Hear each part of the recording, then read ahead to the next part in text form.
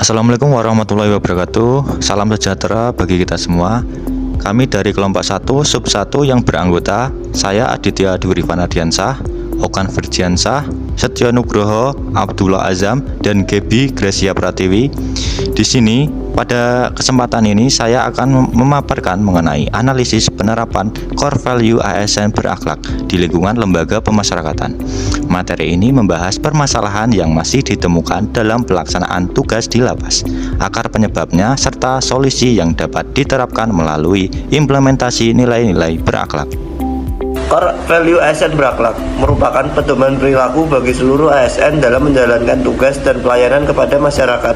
Di lingkungan pemasyarakatan, nilai berakhlak sangat penting karena tugas pemasyarakatan tidak hanya berkaitan dengan keamanan, tetapi juga pelayanan pembinaan, administrasi, dan pembentukan budaya kerja profesional. Dengan penerapan nilai berakhlak, diharapkan tercipta pelayanan pemasyarakatan yang humanis, profesional, dan berintegritas. Core value ASN terdiri dari 7 nilai utama. Yang pertama yaitu berorientasi pelayanan, berarti memberikan pelayanan terbaik kepada masyarakat. Yang kedua ada akuntabel, berarti bekerja secara bertanggung jawab dan transparan. Ketiga ada kompeten, yaitu berarti harus meningkatkan kemampuan diri. Yang keempat ada harmonis, berarti harus menjaga hubungan kerja yang baik sesama rekan.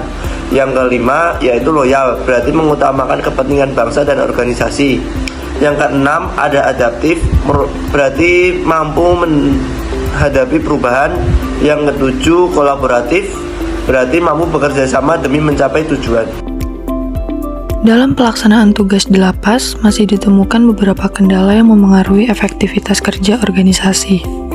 Contohnya, seperti pelayanan yang belum optimal, komunikasi antar pegawai yang kurang efektif, administrasi yang belum tertib, koordinasi antar bagian yang belum maksimal, serta adaptasi terhadap sistem baru yang masih lambat. Permasalahan-permasalahan tersebut memang terlihat sederhana, namun apabila dibiarkan, tentunya dapat mempengaruhi kualitas pelayanan dan citra institusi. Permasalahan tadi tentu akan memberikan dampak, baik secara internal maupun eksternal. Secara internal, efektivitas kerja akan menurun, koordinasi menjadi kurang baik, dan target organisasi akan sulit tercapai. Sedangkan secara eksternal, pelayanan kepada masyarakat menjadi lambat dan dapat menurunkan tingkat kepercayaan masyarakat terhadap institusi pemasyarakatan. Oleh karena itu, diperlukan langkah perbaikan melalui implementasi budaya kerja berakhlak. Selanjutnya, saya akan menjelaskan tentang identifikasi nilai berakhlak yang belum optimal. Jika dianalisis lebih lanjut, setiap permasalahan sebenarnya berkaitan dengan nilai-nilai berakhlak. Pelayanan yang kurang responsif menunjukkan belum optimalnya nilai berorientasi pelayanan. Administrasi yang tidak tertib berkaitan dengan akuntabilitas. Kurangnya pengembangan kemampuan berkaitan dengan kompetensi. Komunikasi yang kurang baik berkaitan dengan harmonis. Kurangnya disiplin mencerminkan loyalitas yang belum maksimal.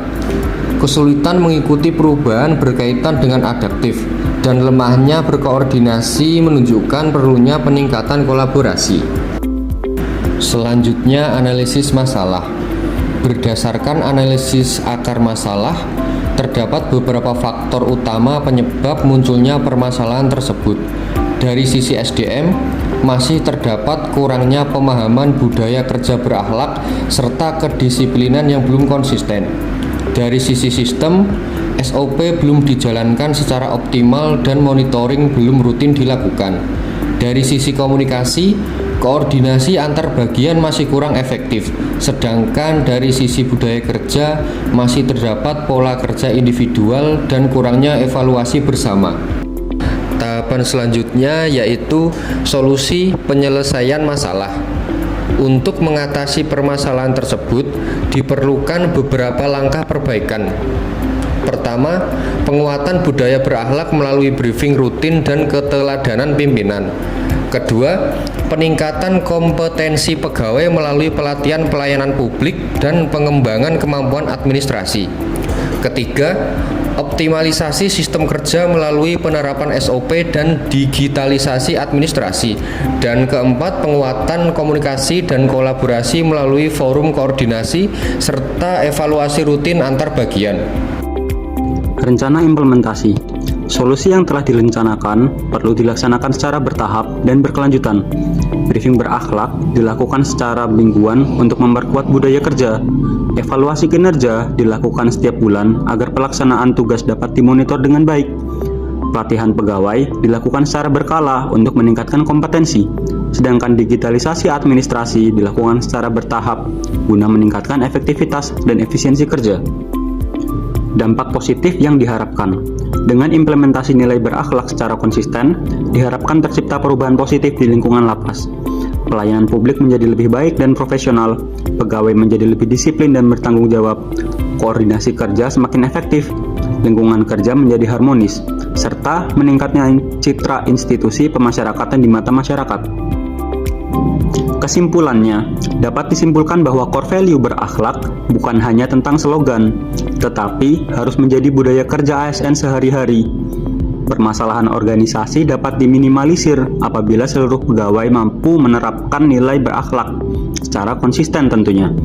Sebagai ASN pemasyarakatan, kita memiliki tanggung jawab untuk memberikan pelayanan yang profesional, humanis, dan berintegritas. Demikian pemaparan yang dapat kami sampaikan. Bila ada kurang dan salah kata dalam penyampaian, mohon maaf. Semoga implementasi nilai berakhlak dapat terus diperkuat demi mewujudkan pemasyarakatan yang semakin profesional dan bermartabat. Terima kasih. Wassalamualaikum warahmatullahi wabarakatuh.